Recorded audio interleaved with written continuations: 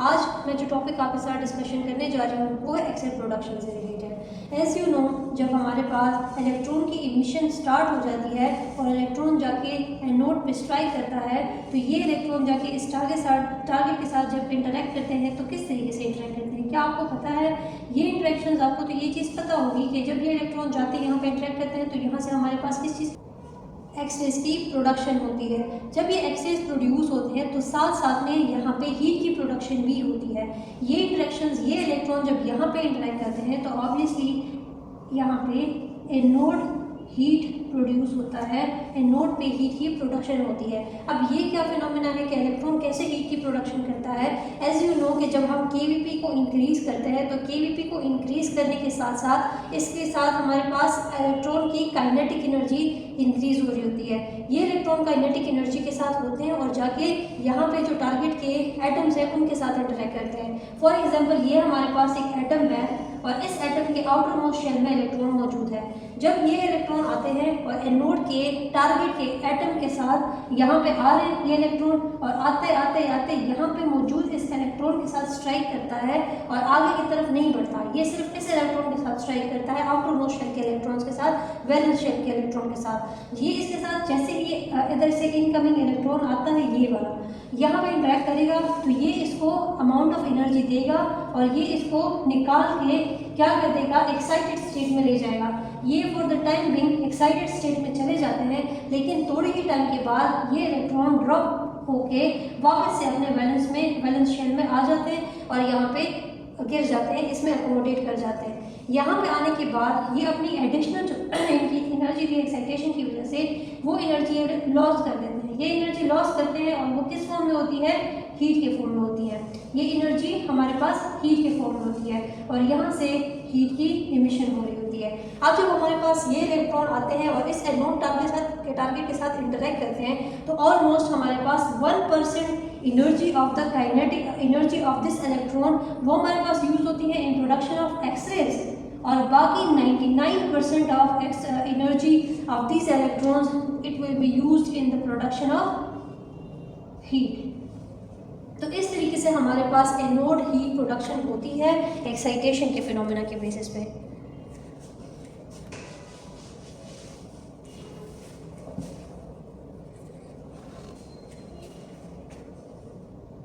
Heat production के बाद अगर हम बात करते हैं तो एक्सरे प्रोडक्शन 1% तो हमारे पास काइनेटिक एनर्जी ऑफ इलेक्ट्रॉन को यूज होती है किस चीज़ में? एक्सरे प्रोडक्शन में। एक्सरे प्रोडक्शन में हमारे पास यूज होती है। अब हमारे पास एक्सरे प्रोडक्शन का जो फिनोमेना है, बेसिकली एक्सरे जो प्रोड्यूस होते हैं वो दो प्रोसेसेस के थ्रू होते हैं। एक प्रोसेस हमारे पास है कैरेक्टरिस्टिक और दूसरा जो हमारे पास प्रोसेस है जिसके मेथड है वो है ब्रह्मस्टालिन प्रोसेस। ये कि ये हमारे पास दो डिफरेंट मेथड्स हैं जिसके थ्रू एक्सरे की प्रोडक्शन होती है जब हमारे पास इलेक्ट्रॉन जाते हैं और एनोड पे स्ट्राइक करते हैं और यहाँ से प्रोडक्शन ऑफ एक्सरेज होती है। ये हमारे पास ये दो डिफरेंट टाइप ऑफ मेथड्स हैं। हम इन दोनों टाइप्स को वन बाय वन डिस्कस करते हैं। अच्छा, तो सबसे पहले अब बात करते हैं कैरेक्टरिस्टिक एक्सरे प्रोडक्शन की। कैरेक्टरिस्टिक एक्सरे प्रोडक्शन क्या होती है, कैसे होती है और क्या इसके डिफरेंट जो एक्सरे प्रोड्यूस होती है उसकी क्या डिफरेंट कैरेक्टरिस्टिक्स होती है, यहाँ पर मैं आपको बताती हूँ। फर्स्ट ऑफ ऑल इस एटम को देखिए, ये टंगस्टन यानी कि एनोड टारगेट का एक एटम है। ये हमारे पास इसमें डिफरेंट शेल्स मौजूद है KLMNOP। कैरेक्टरिस्टिक एक्सरे की प्रोडक्शन कैसे होती है? यहाँ पे हमारे पास फिलामेंट है, फिलामेंट से इलेक्ट्रॉन आ रहे हैं, इलेक्ट्रॉन आ रहा है और ये इलेक्ट्रॉन आके इधर स्ट्राइक करेगा।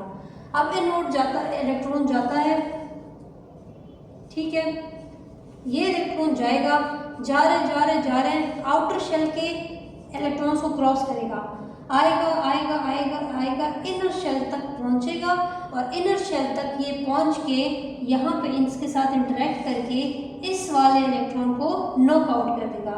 इलेक्ट्रॉन नॉकआउट हो जाता है और ये इलेक्ट्रॉन बाहर चला जाता है। यहाँ पे क्रिएट हो जाती है वैकेंसी, किस वजह से? Due to the interaction of this electron with the inner shell electron. यहाँ पे क्रिएट हो जाएगी वैकेंसी। अब ये एक अनस्टेबल केस है। इस अनस्टेबल स्टेट में हमारे पास अपर जो हमारे पास मौजूद शेल्स है उनके इलेक्ट्रॉन्स क्या करते हैं, ये इनर वाले शेल की वैकेंसी को फिल करते हैं। अब यहाँ पे मौजूद वैकेंसी या तो L या M या N या फिर O या फिर P, इन सब में से किसी भी शेल में से इलेक्ट्रॉन जो है आके इस इनर शेल के वैकेंसी को फिल कर सकता है। मोस्ट प्रोबेबली L जो है वो इसकी वैकेंसी को फिल करता है। अगर इन केस L शेल में से इलेक्ट्रॉन आता है और ड्रॉप होके इधर आके इस वाली वैकेंसी को फिल करता है तो इसको हम क्या कहेंगे, K characteristic radiation. K characteristic radiation जब हमारे पास K शेल की वैकेंसी थी और L शेल से आके इलेक्ट्रॉन ने इधर फिल किया वैकेंसी को, तो ये हम कहेंगे कि इसकी वजह से ये जब इधर आता है और इलेक्ट्रॉन इस वैकेंसी को फिल करता है तो चूंकि ये अपर स्टेट में से किसी भी अपर स्टेट में से आ सकता है, अपर स्टेट में से लोअर स्टेट में ये वैकेंसी फिल हुई है, अपर स्टेट का इलेक्ट्रॉन लोअर स्टेट की वैकेंसी में आके गिरा है, तो इस वजह से वो अपनी जो अपर स्टेट में होने की वजह से उसकी जो एक्स्ट्रा एनर्जी थी जब वो नीचे आएगा लोअर स्टेट में आएगा तो वो अपनी एडिशनल एनर्जी को इमिट कर देगा। वो एडिशनल एनर्जी हमारे पास किस फॉर्म में होती है, वो एडिशनल एनर्जी यहाँ पे इमिट होती है in the form of radiations.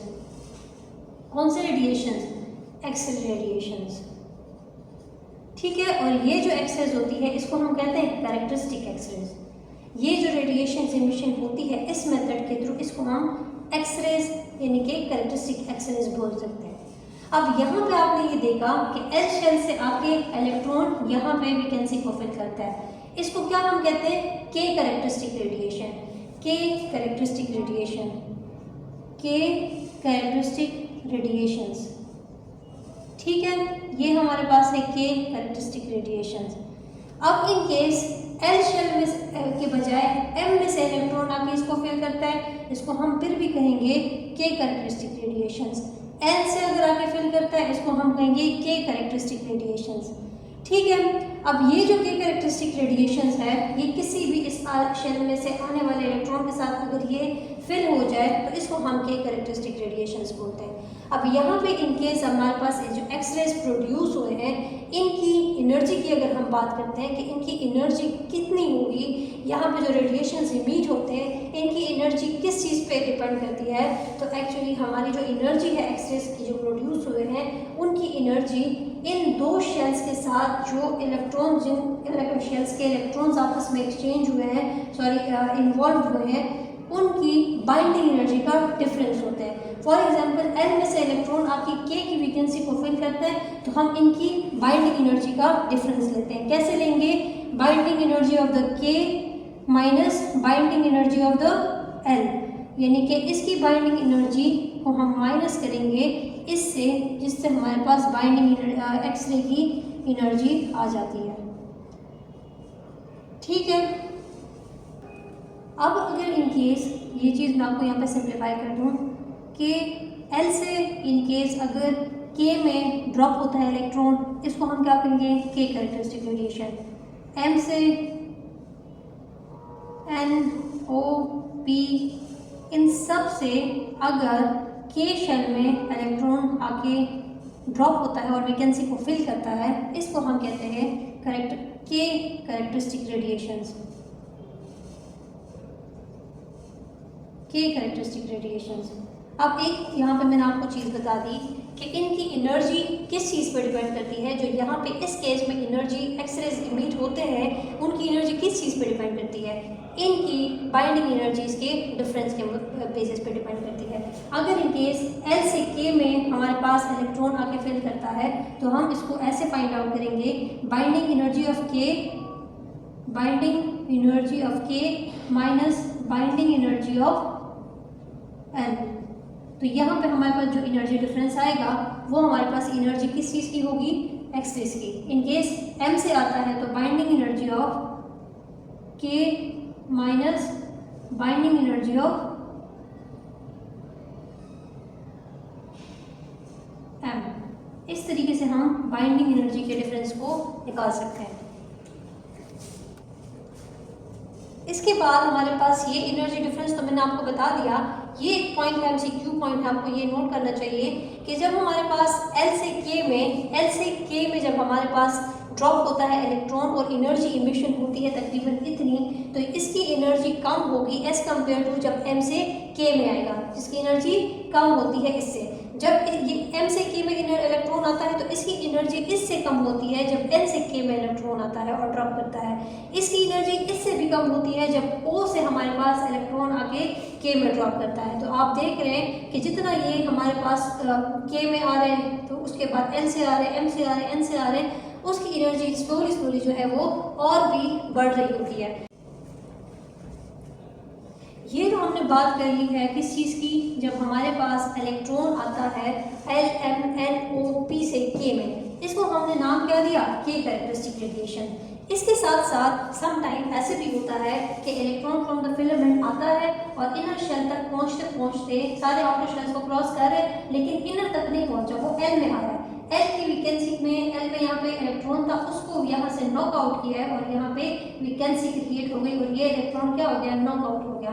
यहाँ पे वैकेंसी क्रिएट हो जाती है कहाँ पे, L शेल में। अब ये L शेल में जब वैकेंसी क्रिएट हो जाती है तो M से आके यहाँ पे फिल करेगा, N से आके यहाँ पे फिल करेगा, O से आके यहाँ पे फिल करेगा या फिर P से आके इस वैकेंसी को फिल किया जाएगा। जब इन सब ऊपर वाले स्टेट में से किसी भी स्टेट में से इलेक्ट्रॉन आके L की वैकेंसी को फिल करता है तो इसको हम क्या कहते हैं, K कैरेक्टरिस्टिक नहीं बोलेंगे, इसको हम बोलेंगे L characteristic radiations. L characteristic radiations ये कब होता है, जब हमारे पास L यहाँ पे होगा और इधर से हमारे पास M से L में MNOP, जब इन सब में से इलेक्ट्रॉन आके L की वैकेंसी को फिल करें तो इसको हम क्या कहेंगे, L characteristic radiations. L characteristic radiations की एनर्जी हमारे पास कम होती है as compare to K characteristic radiation से। सिमिलरली हमारे पास M की एनर्जी कम होती है, M की एनर्जी कम होती है एज कम्पेयर टू L से। सिमिलरली N की एनर्जी कम होती है हमारे पास M से। तो इस तरीके से हम बोल सकते हैं, क्योंकि इसका मैं आपको एक सिंपल एग्जांपल दे देती हूँ। अगर इन केस फर्स्ट इसकी बाइंडिंग एनर्जी को फाइंड आउट करते हैं, जब M से L में आता है तो एज यू नो टंगस्टन के एटम के L की बाइंडिंग एनर्जी कितनी है, 12, ठीक है। अब L की कितनी है, वो है 3।